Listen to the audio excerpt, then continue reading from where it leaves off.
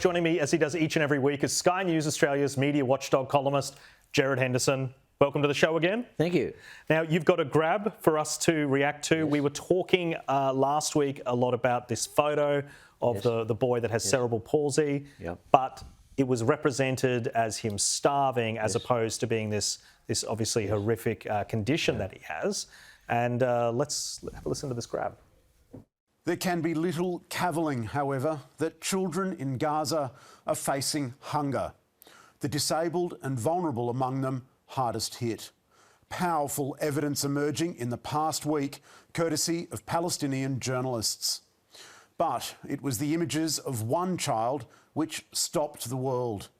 And a warning, these are difficult to see.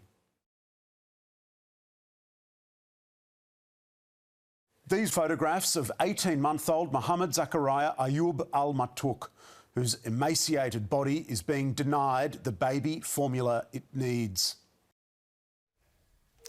Now, this is interesting to me because Linton does earlier say disabled children are being impacted. Yes. And I mean, I have no doubt that the situation there is horrific. I have no doubt that there is starvation, and I have absolutely no doubt that if you were a disabled child in that situation, it would be a very, very, very difficult situation for you.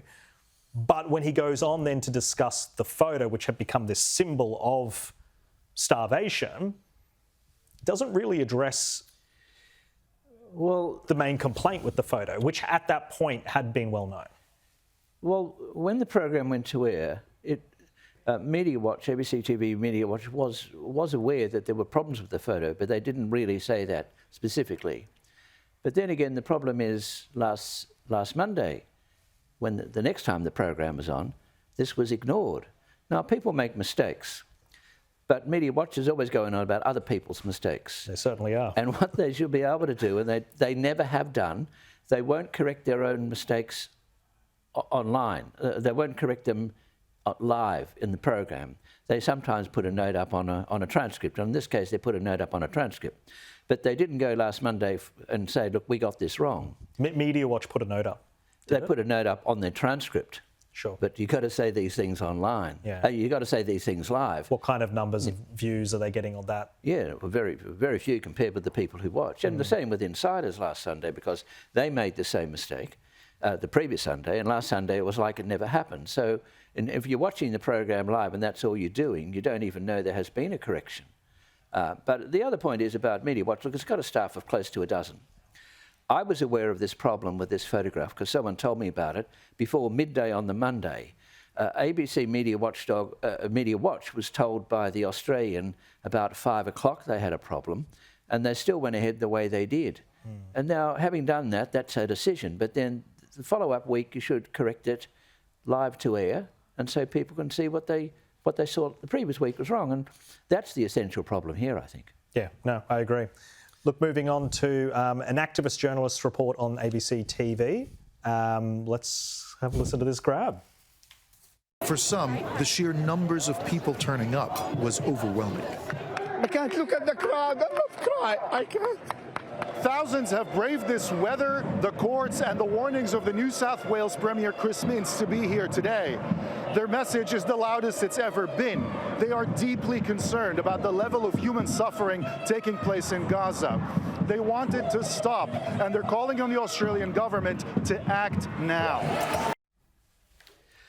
Well, if you want to know what the march is saying, the best thing to do is ask them. But what the reporter's doing there is that he's actually speaking on their behalf, in a sense, and saying why they're there, not asking them why they're there, but saying why they're there. So it's really kind of an example of an activist journalist essentially barracking for a cause. If you're watching that, you think he's sort of part of the demonstration. And in a sense, he is. So there's no reflection about what was going on. It was just basically, look, here they all are.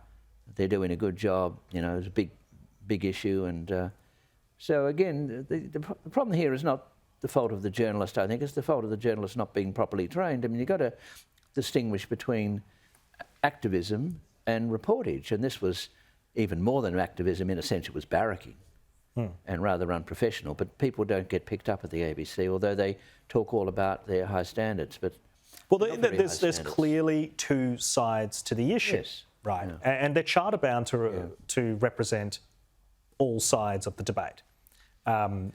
The degree to which they're bound is up for debate, and they will push back on it. But to say, how overwhelming and great sport, there are these positive connotations that came with it. However, many Australians would find it very problematic. Some of the messaging, some of the signs, some of the comments that have emerged on social media from people, they would find some of that stuff problematic. And I feel that if you come from a too positive perspective, you are ignoring that. And the other side, the other groups weren't mentioned. And sure, 90,000 is a big crowd, and that's what police estimated, but there are 5.5 million people live in Sydney, and there was enormous traffic jams around the bridge. I mean, people took hours to get to places they would normally take 15 minutes to get to. I mean, it was terrible. None of that was mentioned. Yeah. I mean, the demonstration could have been held anywhere, but they wanted to hold it. Yeah, they took over critical infrastructure. And, I think that being able to protest is good, because I don't want police to say which protest should go ahead and not go ahead. I think that raises issues depending on who's running the state at any given time. That could limit people. Where you do it. I mean, there are plenty of places to do it. You can get publicity wherever. I mean, that demonstration would have got publicity on the ABC wherever it was. I mean, they would have covered it. 90,000 people would have got publicity, but they wanted to do it there. Yes. And again, these matters aren't examined, nor the very radical number of people. And there was a combination of Islamists. There were sort of teal people, I mean, middle-class radicals, all sorts of people. But the general messaging was very pro-Hamas by and large. And not much accountability for Hamas's role in the starvation as well. And no mention of the hostages. Yep, no mention of the hostages, which would honestly end the war tomorrow if they were released, in my opinion. Now, Sydney Morning Herald, I think, has probably fallen for the same trap. And you've pointed out a headline. I think we've got a photo of it. And the headline is talking about Sydney says enough. And it's a front page headline. Bevan Shields is the editor there, and he's made a choice to represent everyone in Sydney as saying enough. Your point, statistically 90,000 people, it's a large number, but it is a percentage. But it's only a very small percentage of Sydney population. And there's no city in the world where everyone would hold the same view. I mean, one of the other columnists in the paper spoke about everyone being united, sort of a mass view. I mean, there's nowhere in any society I know that everyone agrees with something. So the idea that Sydney is saying anything is simply wrong. If you say demonstrators say enough, or, people hostile to Israel say enough, that's a reasonable headline, I suppose. But, I mean, this is just misleading. Sydney doesn't have a view on Gaza. A lot of Sydney people have different views on Gaza, and there are strongly contested views. There's a divergent view, and it's very complex. Yeah. Gerard Henderson, thank you so much for joining me, as always. Really appreciate it.